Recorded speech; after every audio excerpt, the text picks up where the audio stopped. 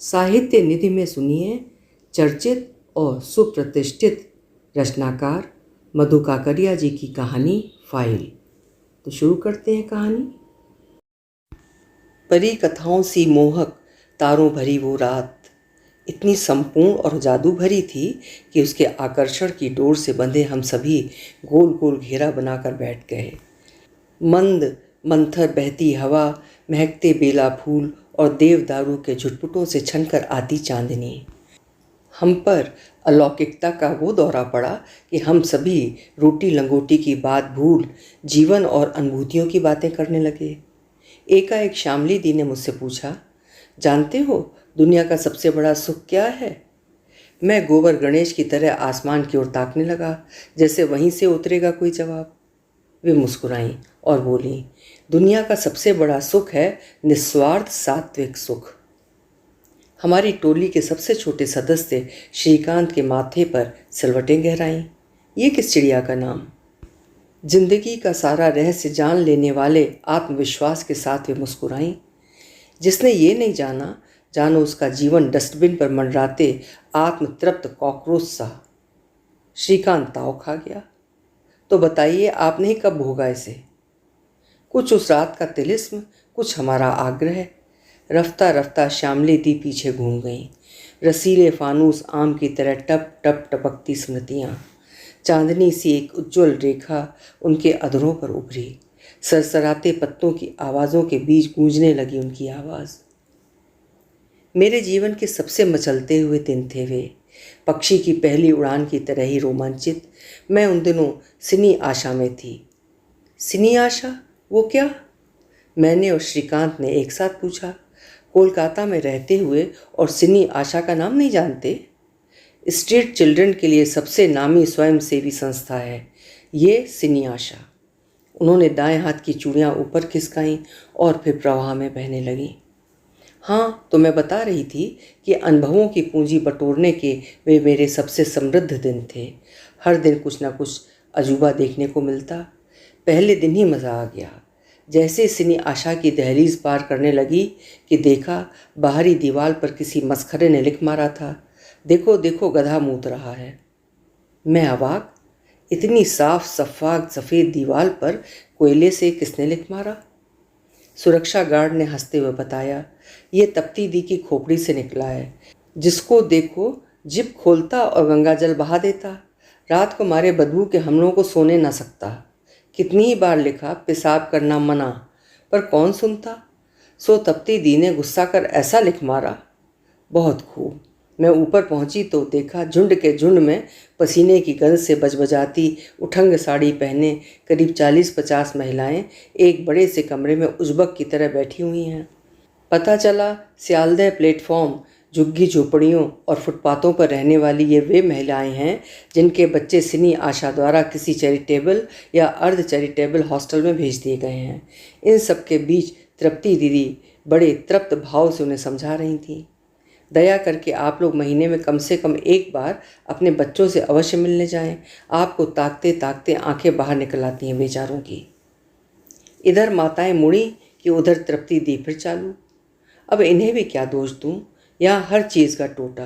अब बच्चों को मुफ्त हॉस्टल में डाल भी दिया तो जाने आने के भाड़े का जुगाड़ मुश्किल, और किसी के पास भाड़े का जुगाड़ हो गया तो दिन भर की खटनी से समय निकाल पाना और भी मुश्किल। तो ये तो है हाल। कमर में पल्लू खोंसते हुए तृप्ति दी ने चिंता भरे स्वर में कहा। ये तो है हाल तृप्ति दी का सबसे प्यारा जुमला था, जिसे वे गाहे बगाहे जब तब हर व्यक्ति और स्थिति पर जड़ दिया करती थीं। उस दिन शाम को वे घर के लिए मेरे साथ ही निकली। मौका पाकर मैंने पूछा, ये सिनी आशा क्या किसी बंगाली बाबू की देन है? वे फिर चालू हो गईं, अरे नहीं, ये तो किसी आयरलैंड वासी ने बनवाया था। अब देखो ये तो है हाल। आया तो यहाँ तफरी करने, आत्मा परमात्मा जन्म पूर्वजन्म मंदिरों और विभिन्न आस्थाओं वाले इस देश को जानने बूझने, पर मन रमा यहाँ की काला हांडी में। कहते हैं कि धूल में रेंगते रिश्ते, फुटपाथों पर रोते कलपते बच्चों, नशे एवं कुटैबों के शिकार किशोरों और लाल बत्ती इलाकों की जख्म खाई किशोरियों को देख वो विचलित हो उठा और उसने इस संस्था की नींव डाली और जाते जाते कह गया, जिस परम तत्व और परमात्मा की खोज में मैं आया था उसके मर्म को पा लिया। पान की गिलौरी को दाएं से बाएं घुमाते हुए वे फिर चालू हो गई। अब तुम ही देखो, इतने बड़े कोलकाता में जितने भी नशेड़ियों, फुटपाथियों और अनाथ बच्चों, दबे कुचले बच्चों या वासना की शिकार हुई युवतियों के लिए स्वयंसेवी संस्थान हैं, वे सब ईसाइयों द्वारा स्थापित हैं। तो ये तो है हाल। हम भारतीयों को तो पूजा पाठ, धर्मशालाएं, तीर्थ यात्रा और मंदिर निर्माण से ही कहाँ फुर्सत है। इन्हें विदेशों से फंड मिल जाता है। मैं बीच में ही बोल पड़ी थी। मुझे तेजी से काटते हुए कहा, ना ना ना, ऐसी बात नहीं, वरना मुझे तो लगता है कि ये इसलिए है कि इन्होंने धर्म को जीवन और रोटी से सीधा जोड़ इसे फुटपाथों और झुग्गी झोपड़ियों तक पहुंचाया है, जबकि हमने धर्म की ऊंची उड़ानें भरी हैं। अपने परिष्कृत रूप में हमारे यहाँ धर्म की शुरुआत अंतरयात्रा से होती हुई अंतःकरण की शुद्धता और परम तत्व की प्राप्ति पर खत्म हो जाती है। अब तुम ही देखो, उस आयरलैंड वासी के हृदय में कितनी मानवीय और महीन बात आई कि जिन किशोरियों को हम भविष्य नहीं दे सकते, कम से कम रात भर के लिए नाइट शेल्टर की व्यवस्था कर उन्हें भविष्य के लिए बचा कर रख तो सकते हैं। पान की गिलौरी को बाएं से दाएं घुमाते हुए किसी तत्व दर्शक की तरह फिर उन्होंने एक पते की बात कही। जानती हो शामली, मैं कई बार सोचती हूँ कि हमारे यहाँ क्रिश्चियनिटी जैसे स्थूल धार्मिक सिद्धांतों की ज़रूरत है, क्योंकि हम तो अभी तक रोटी और लंगोटी की ज़रूरत से ही ऊपर नहीं उठ पाए हैं, और उनको चेतना, अंतरात्मा, वेदांत और उपनिषद की, जिससे अतिभोग और अतिचार के मारे वे यहाँ की त्याग और तपस्या की अवधारणा से संतुलित हो, अनुशासित हो सकें। बात पूरी कर भी नहीं पाई थी तृप्ति दी कि तभी हल्का सा हो हल्ला सुनाई दिया।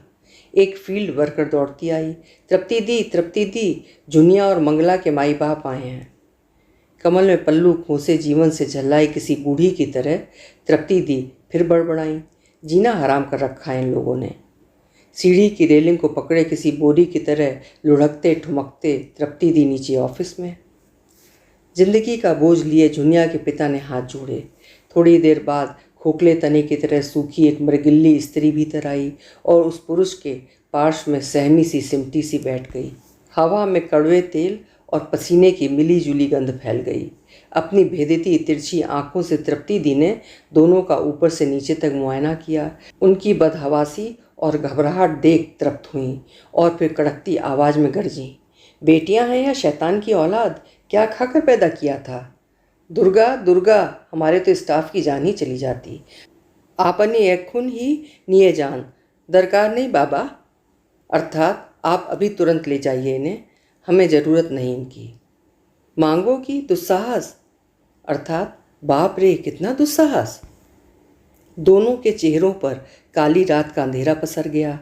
आखिर उस पुरुष ने हिम्मत कर हाथ जोड़ते हुए मुंह खोला, माई बाप बस एक बार दया करें, इन लड़कियों का उतना दोष नहीं, हम लोगों ने ही उन्हें समझाया था कि किसी भी अनजान आदमी के साथ मत निकलना, वे बच्चा चोर होते हैं, बच्चों को मार डालते हैं। बोलते बोलते वो अपनी उठंग धोती के छोर से माथे पर उगाए पसीनों को पोंछने लगा। सामने से टूटा हुआ दांत और चेहरे का पिलपिलापन उसे अजीब बना रहा था। किस्सा कोताहा ये कि मंगला और जुनिया का पिता रंग मिस्त्री था और माँ सब्जी बेचती थी। दोनों बच्चियां घर में अकेली रहती थीं। इस कारण उनके पिता ने उन्हें समझाया था कि वे किसी भी अनजान स्त्री पुरुष के साथ नहीं हो लें। इसी बीच पाड़े मतलब मोहल्ले के किसी ने रंग मिस्त्री को सिनी आशा के बारे में बताया। सिनी आशा द्वारा उसकी दोनों बेटियों को लखीपुर स्थित काकद्वीप हॉस्टल, जो कि सियालदह से 90 किलोमीटर दूर अर्ध चैरिटेबल हॉस्टल था, में भेज दिया गया।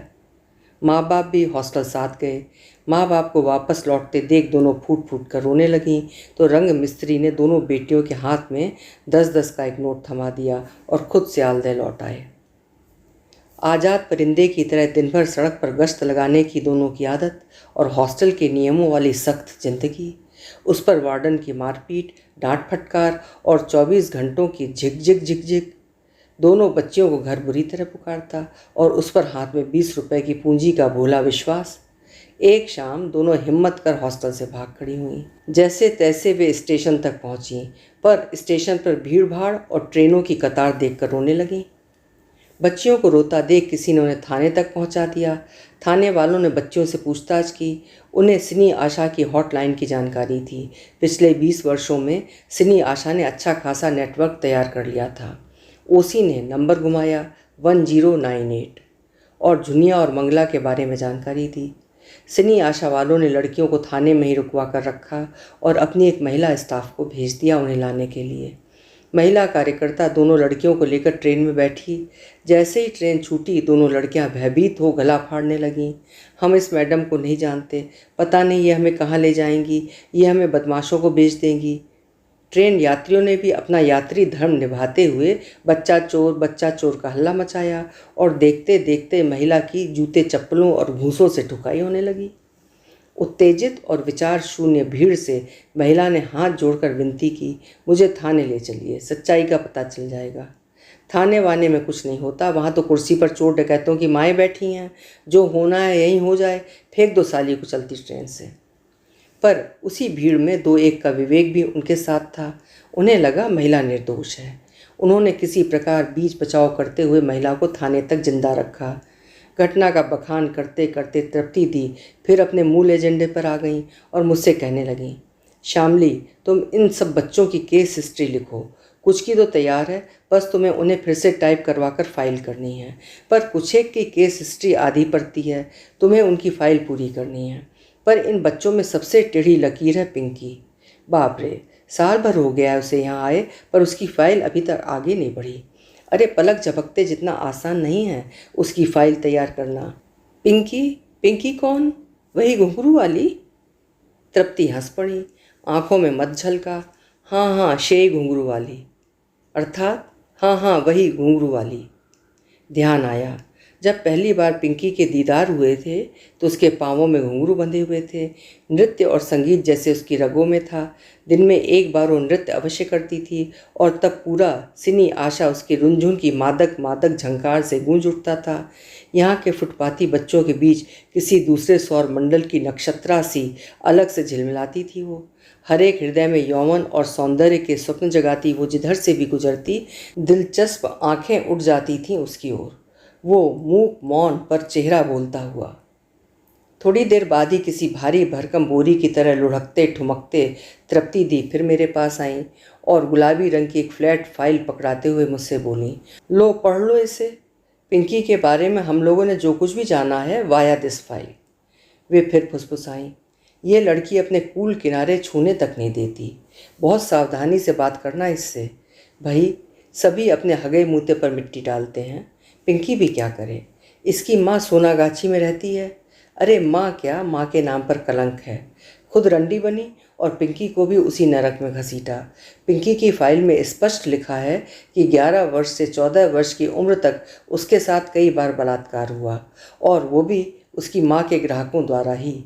सबसे पहले वो all Bengal children welfare home में थी। वहाँ पर पिंकी की किसी सहेली को पिंकी की माँ के बारे में पता चल गया था। एक दिन उससे पिंकी से पूछ डाला, तो और माँ की वेश्या छिलो? अर्थात तुम्हारी माँ क्या वेश्या थी? बस पिंकी के चोले को फाड़ कर एक नई पिंकी निकली और गुस्से में उस लड़की का सिर दीवार से भिड़ा दिया। इस घटना के बाद उसकी फाइल में लिख दिया गया मेंटल केस, और उसी आधार पर उसे अंतारा ग्राम मेंटल हॉस्पिटल में भेज दिया गया। वहाँ उसे विक्षिप्तों तथा मंद बुद्धियों के साथ रखा जाता। पर पिंकी मानसिक रोगी तो थी नहीं, फिर भी कुछ दिनों तक खामोशी ओढ़ी रखी उसने। पर जब स्थिति नाकाबिले बर्दाश्त हो गई तो उसने चेक करने आए डॉक्टर से कहा, मुझे नहीं रहना इन पागलों के बीच। दिन भर ये लोग लड़ती झगड़ती हैं और मेरे बिस्तरों कपड़ों पर थूक देती हैं। एक एक शिफ्ट में दर्जनों विक्षिप्तों को निपटाने वाले डॉक्टर की सारी संवेदनाएं सूख चुकी थीं। उसका सिर्फ 2 ही काम था, हर महीने वेतन का चेक उठाना और पागलों को नियंत्रित रखना। इस कारण जब जब पिंकी कहती वो उसे डपट देता। बेशी कोथा कोरले चेने बेंदे दी वो, अर्थात अधिक बकझक किया तो चेन से बांध दूंगा। एक बार गुस्से में आकर पिंकी ने डॉक्टर का हाथ काट लिया। उस दिन उसे दिन भर कुत्ते की तरह चेन में बांध कर रखा गया। फिर किसी चमत्कार की तरह जाने किस बुद्धिमान और सहृदय साइकियाट्रिस्ट की मेहरबानी से उसे हमारे यहाँ भेज दिया गया। मैं अवाक। ये जानकारी की नई परत थी और अभी जाने कितनी परतें और खुलने वाली थीं। एकाएक मैंने पूछा, आपने क्या कभी उसमें कोई पागलपन का लक्षण देखा? अपने दाएं हाथ के पंजे निकाल निकाल कर तृप्ति दी ने कहा, अरे नहीं, वो तो खुद मानसिक रोगियों को ठीक कर दे। उसका नृत्य, उसका सेवा भाव, उसका व्यवहार देख सभी निहाल हैं यहाँ। बस जरा सी प्रॉब्लम चाइल्ड है। विशेषकर यदि कोई उसके अतीत को छूना भी चाहे तो काटने दौड़ती है। माँ का तो नाम तक नहीं सुनना चाहती, इसीलिए उसकी फाइल अभी तक अधूरी पड़ी है। इस संस्था का नियम है, जितने बच्चे उतनी फाइलें। वे फिर मेरी ओर आशा भरी निगाहों से देखने लगीं। तुम ही पार भी तो, अर्थात तुम कर सकोगी तो। मैंने आत्मविश्वास से सिर हिलाया। अरे इतने उग्रवादियों का, नक्सलवादियों का, साधुओं का, तवायफों का इंटरव्यू लिया तो ये किस खेत की मूली? वे आश्वस्त हुई। खूब भालो, बहुत अच्छा। और ग्रहों की अंगूठी वाली अपनी अंगुलियों से मेरे गाल को हल्के से थपथपाया। उस दिन अपने विलक्षण रूप में थी पिंकी। समय और सृष्टि से बाहर खड़ी प्रेम पुजारिन मीरा की तरह नाच रही थी वो। सिनी आशा में वार्षिकोत्सव की तैयारियां चल रही थीं। मैं भी फाइलों को परे खिसकाकर नृत्य देखने पहुंच गई। ऐसा स्वाभिमानी सौंदर्य, ओस बूंद की तरह शीतल और अग्नि की तरह दहकती हुई। लगा जैसे कोणार्क के सूर्य मंदिरों की दीवारों पर उत्कीर्ण कोई रूपसी जमीन पर उतर आई है। उसके प्रवाह मंडल से चौंधियाए पास ही हैप्पी होम और सिख विंग के कई बच्चे बुखार में भी आकर खड़े हो गए। मस्त मोरनी की तरह अपने मन के मधुवन में नाच नाच कर पूरे वातावरण को मीरा में बनाने के बाद जब वो थक कर बैठ गई तो जाने किस ईर्ष्यालु लड़की ने गुस्ताखी से पूछ डाला, बिना नृत्य स्कूल में दाखिला लिए इतना भव्य नृत्य तो तुमने अपनी माँ से सीखा होगा। बस देखते ही देखते उल्लास, सौंदर्य और उमंग की वो देवी जंगली बिल्ली बन ची ची करने लगी। श्वेत कण से चमकता उसका चेहरा गोबर के अधजले उपले की तरह बदरंग हो गया। उसकी गुलाबी आंखों से चिंगारियां फूटने लगीं। वो अपनी सहेली पर टूट पड़ी और उसका बायां हाथ इतनी जोर से मरोड़ा कि यदि पास में ही बैठी गिटार वादिका ने उसे नहीं छुड़ा लिया होता तो हड्डी ही टूट जाती उसकी। इस घटना के बाद पिंकी फिर सिकुड़ती गई। खामोशी उसके भीतर फैलती गई, आहिस्ता आहिस्ता। उसे फिर मानसिक अस्पताल में भेजने की बात होने लगी। तृप्ति दी के घोड़ा छाप लंबोतरे चेहरे पर विषाद की हल्की परत फैल गई। उन्होंने फिर मुझे आगाह किया, अभी तक आपने पिंकी की फाइल पर काम करना शुरू नहीं किया। ये तो है हाल पिंकी का। कभी भी उसे मेंटल हॉस्पिटल में भेजा जा सकता है। नहीं, यदि दूसरे बच्चों को उससे खतरा हो तो उसे कैसे रखा जा सकता है? कुछ दिनों बाद ही दुर्गा पूजा आ गई, कोलकाता का सबसे बड़ा जातीय त्यौहार। पूरे 4 दिनों तक दुल्हन की तरह सजा धजा कोलकाता और रोशनी के झालरों से झिलमिल झिलमिल करते यहाँ के पंडाल। कोई पंडाल ताजमहल की अनुकृति, तो कहीं दिल्ली का संसद भवन, तो कहीं हाई कोर्ट, तो कहीं जयपुर का हवा महल। पूजा की वो धूम कि जिसने पूजा नहीं देखी, कोलकाता ही नहीं आसपास के गांवों कस्बों से भी लोग बहते हुए चले आते हैं यहाँ जिंदगी का स्वाद लूटने। हमारी सिनी आशा के भी अधिकांश बच्चे घर चले गए थे अपने परिवार के साथ पूजा मनाने। घने पेड़ों के झुरमुटों के बीच इक्के तुक्के ठूंठ की तरह गिने चुने वे ही बच्चे रह गए थे जो या तो बेहद बीमार थे या जिन्होंने दुनिया में अपने लिए बहुत ही कम जगह घेरी थी। ऐसे बेठौर ठिकानों वाले बच्चों को संभालना बहुत जानलेवा होता था, क्योंकि सावन की घटाओं की तरह हर पल इनके भीतर अपने उजड़े घर की धुंधली यादें उमड़ती घुमड़ती रहती। ये छुट्टियां उन्हें खुशनसीबों से अलग कर लहर दर लहर इनकी उदासी बढ़ाती जाती। सिनी आशा के बरामदे में खड़े ये बच्चे पथरीली आंखों से अपने हम उम्र बच्चों को अपने माँ बाप और भाई बहनों के साथ जश्न मनाते देखते और लहू लुहान होते रहते थे। हम चाहकर भी उन दिनों उनके चेहरे पर हंसी नहीं उगा पाते थे। जिंदगी के जाने कितने रहस्यों को अपने भीतर समेटे पिंकी भी अपनी वीरान आंखें और गमगीन चेहरा लिए बरामदे में खड़ी थी। मैंने पीछे से उसके कंधों पर हाथ रखा। वो चिढ़की, ओह आंटी, चलो पूजा दिखा लाती हूँ। पूजा? क्षण भर के लिए उसकी आंखें चमकी, पर अगले क्षण उनमें सयानापन भर आया। नहीं आंटी, आज मैं खाली नहीं हूँ, उसने किसी बेहद व्यस्त गृहस्थिन के अंदाज में कहा। तुम्हें क्या काम है? उसने उंगली सिक विंग की ओर उठाई, जहाँ कोई नया परिंदा जगह घेर रहा था। भोला। सिनी आशा के फील्ड वर्कर उसे सियालदह स्टेशन के प्लेटफॉर्म नंबर 5 से उठा लाए थे। उसके घुटने फूले हुए थे, वो दर्द के मारे ऐंठ रहा था। वो पत्ताखोर मतलब नशेबाज था। उसके पिता वैन चलाते थे। सियालदह स्टेशन के पास ही पुल के नीचे उसकी खोला बाड़ी थी, जहाँ उसकी माँ 5-5 रुपए में पत्ताखोरों को नशे के सेवन के लिए खोला बाड़ी किराए पर देती थी। भोला पत्ताखोर को पन्नी, ब्लेड, मोमबत्ती, दिया सलाई पकड़ाते पकड़ाते स्वयं कब नशे की टान मारने लगा उसे भी पता नहीं चला। देखते ही देखते ये लत बन गई। पत्ता मतलब नशे की एक डोज नहीं मिलता तो नशे की तलब मिटाने के लिए डेन ड्राइट का सॉल्यूशन ही खाने लगा। ओ माँ, मांगो।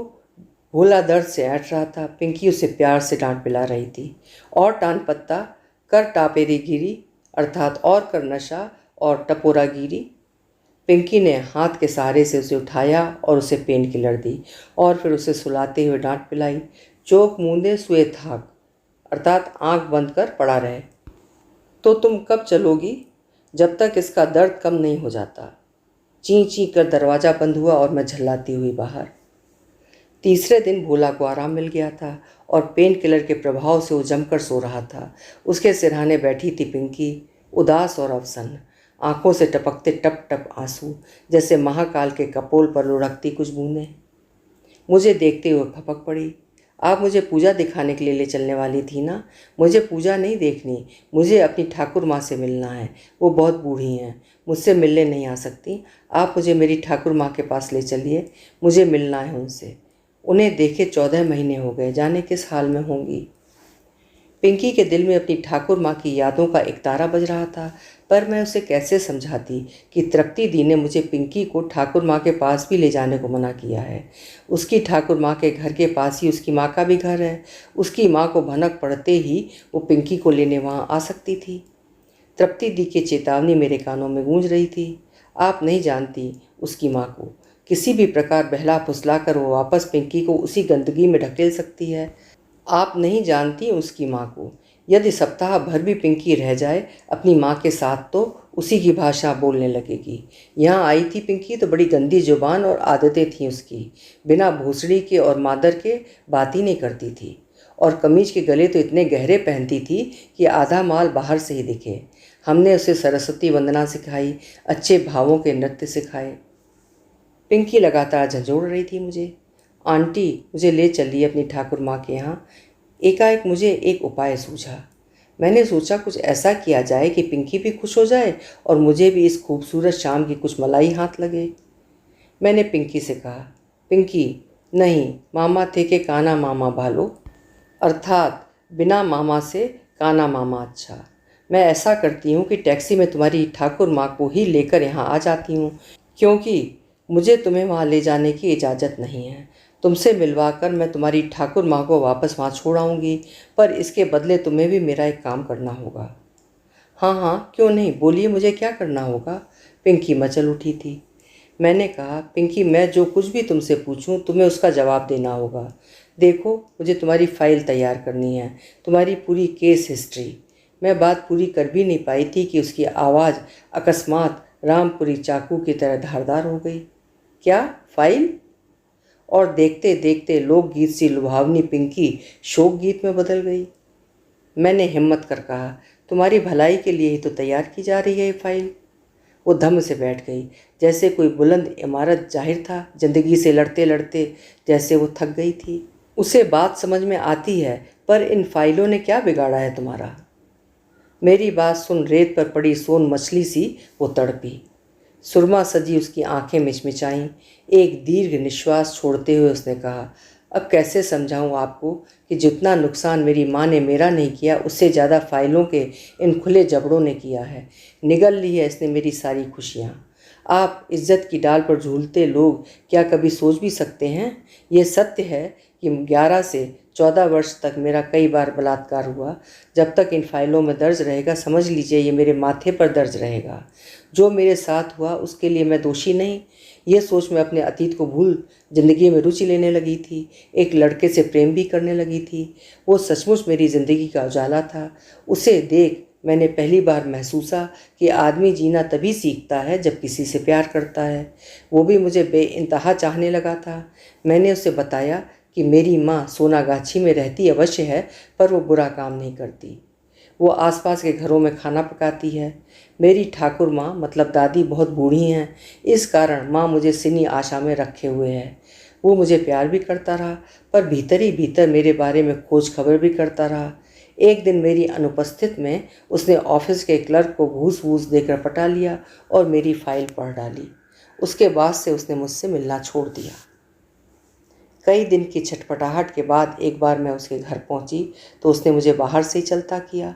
मैंने जब इस बेरुखी का कारण पूछा तो उसने मुझे ऐसी नज़र से देखा जैसे मैं कितनी गंदी और घिनौनी जानवर हूँ।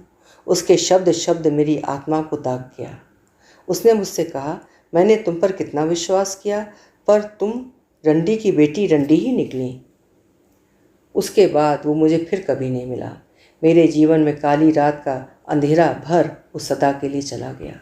भीगे कबूतर की तरह मैं बैठी रही, मूक मौन। कनखियों से देखा मैंने, बूंद बूंद उदासी पिंकी के चेहरे से टपकते हुए अनंत में डूबती जा रही थी। लगा जैसे ये पिंकी नहीं कोई आदिम शकुंतला थी। फर्क बस इतना ही कि वो अपनी अंगूठी और ये अपनी फाइल वापस मांग रही थी मुझसे। पिंकी से बिना कुछ कहे मैं वहाँ से खिसक गई, धीरे धीरे और बेआवाज़, पतझड़ के सूखे पत्तों की तरह। पूजा की छुट्टियाँ अभी चल ही रही थीं। दूसरे दिन मैं फिर पिंकी के पास, पर आज मुझे देखकर उसमें कुछ भी नहीं जागा।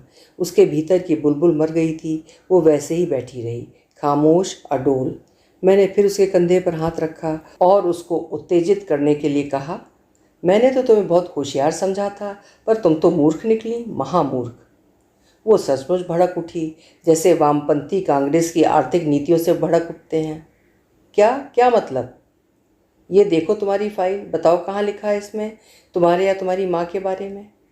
क्षण भर के लिए पिंकी सोच में पड़ गई, पर दूसरे ही पल उसने फिर पलटवार किया। यदि इसमें नहीं लिखा होता तो समीर, हाँ वही लड़का, को मेरी माँ का नाम, मेरे पाड़े मतलब मोहल्ले का नाम कैसे पता चलता?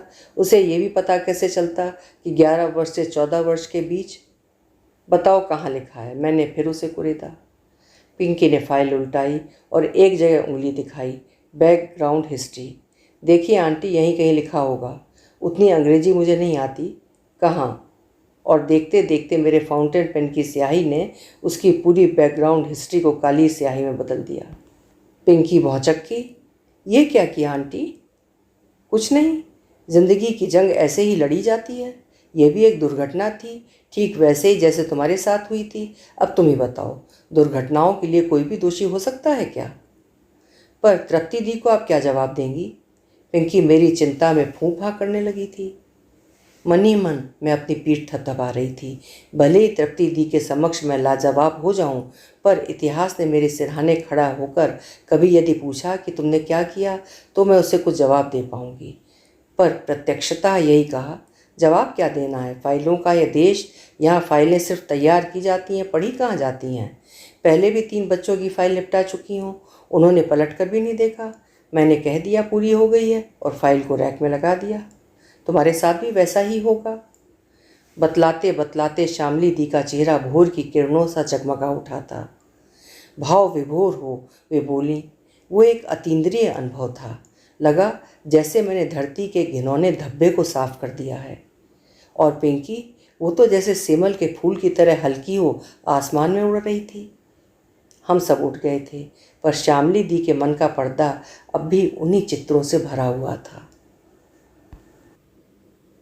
अभी आप सुन रहे थे मधु काकरिया जी की लिखी हुई कहानी फाइल।